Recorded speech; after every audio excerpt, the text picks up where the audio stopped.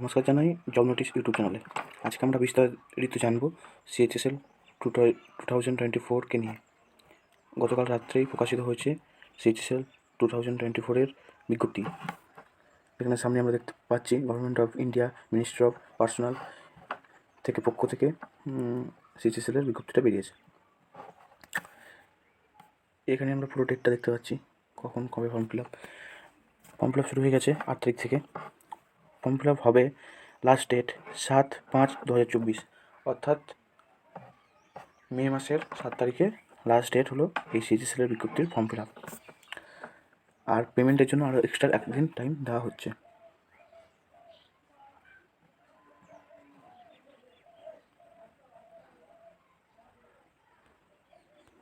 তারপর আমরা এখানে পাচ্ছি স্পেস স্কেল, কোন কোন ডিপার্টমেন্টে পরীক্ষাটা হচ্ছে। Lower division clerk, LDC, JSA, pay level 2-র পরীক্ষা, যার বেতন এখানে পুরো উল্লেখ করা হয়েছে। দেখতে পাবো এখানে আমরা 19,900 থেকে 63,200 টাকা লেভেল 2-এর চাকরি, যেটা এলডিসি এবং জেএসএ পদের জন্য। তারপরে আমরা পাবো ডাটা এন্ট্রি অপারেটর, যেটা পে লেভেল 4-এর চাকরি, যেখানে 25,800 থেকে 81,100 টাকা, এবং এটা ডিইও ডাটা এন্ট্রি অপারেটর। আর একটা লেভেল 5-এর আছে, যেটা 29,000 থেকে 92,300 টাকা। Data entry operator grade A একটা পোস্ট আছে, যেখানে লেভেল 4-এর চাকরি, 25,500 থেকে 81,100। এরপর আমরা চলে আসি খুব গুরুত্বপূর্ণ একটা জায়গা, সেটা হলো ভ্যাকান্সি। Total vacancy approx 3,712। এটা একটা হিউজ ভ্যাকান্সি বলতে পারি আমরা সিএইচএসএল-এর। তাই এটা একটা অপরচুনিটি হতে পারে যারা সিএইচএসএল অ্যাসপিরেন্ট আছো, তাদের জন্য একটা বিশাল একটা গুরুত্বপূর্ণ জায়গা। তাই ফর্ম ফিল আপটা রাতের দিকে করার চেষ্টা করবে, কারণ রাতের দিকে সার্ভারটা ঠিক থাকে, এবং ভ্যাকান্সিটা ফুলফিল করবে। এবং ফটোর দিকে কিন্তু ধ্যান রাখবে, কারণ ফটোটা কিন্তু লাইভ ফটো। আগে ফেজে আমরা দেখেছি, সেরকমভাবে লাইভ ফটো।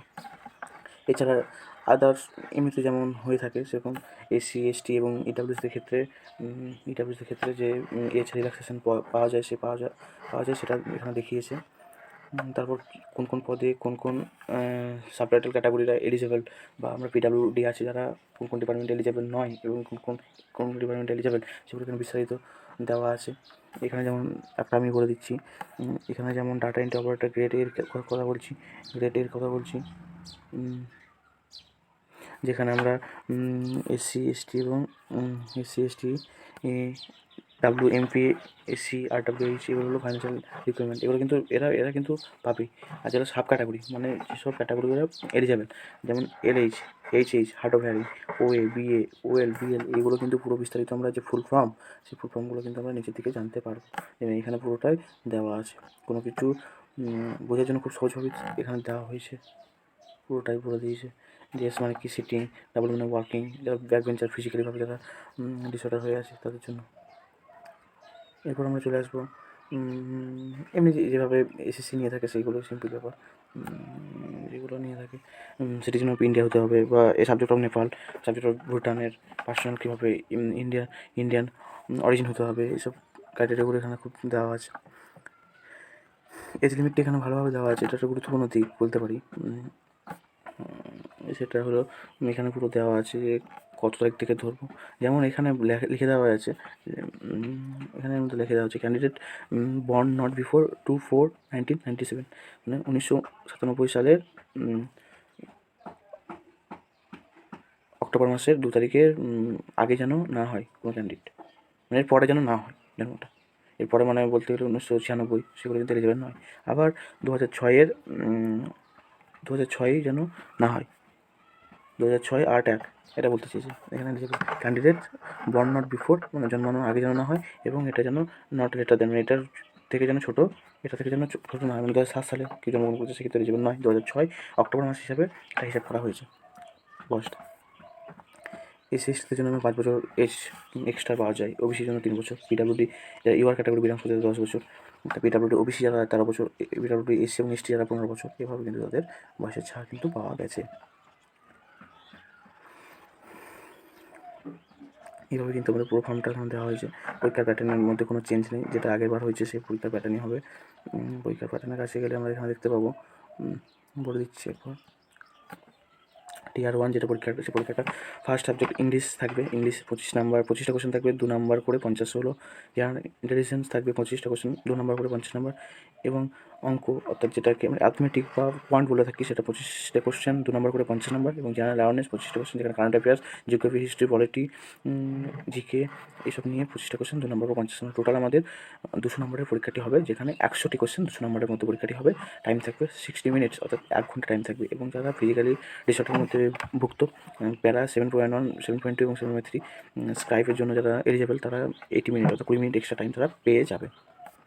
এবং এটা কোয়ালিফাই নেচার, এটা কোয়ালিফাই যদি করা যায় তারপরেই হবে টিয়ার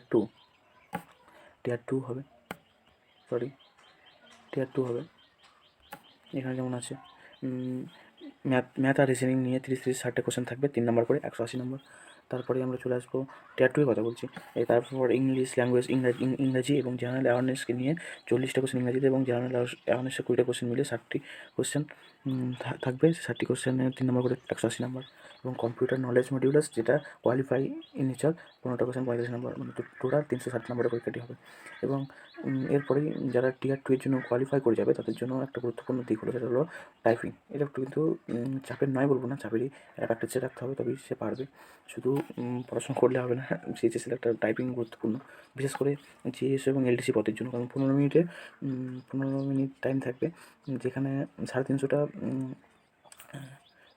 ওয়ার্ড কিন্তু টাইপ করতে হবে, মানে 35 WPM স্পিড লাগবে। 35 WPM স্পিড কিন্তু লেগে যাবে, এই 35 WPM কিন্তু লেগে যাবে টাইপিং টেস্টের জন্য। যেটা গুরুত্বপূর্ণ দিক, সেটা ভালোভাবে দেখতে হবে। এবং এছাড়া এই যে এলডিসি পদ, এলডিসির জন্য যারা ডিইও পোস্টে থাকবে তাদের জন্য 10 মিনিট টাইম থাকবে। এরকমভাবে পেয়ে যাবো, এরকমভাবে পুরো প্রসেসিংটা হবে।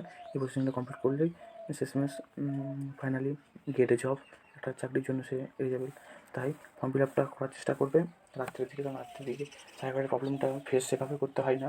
এবং 12টা-1টার দিকে যদি ফর্ম ফিল আপ করা যায়, খুব নিশ্চিন্তে একবারের মধ্যে ফর্ম ফিল আপটা হয়ে যাবে। তো এখানে শেষ করছি। আর ফর্ম ফিল আপ নিয়ে যদি ভিডিও দেখতে চাও তো আমার একটা কমেন্ট দিলে আমি কিন্তু ফর্ম ফিল আপ পুরো ডিটেলস ভিডিও বানাবো, কীভাবে ফর্ম ফিল আপ করতে হবে না করতে হবে পুরোটাই।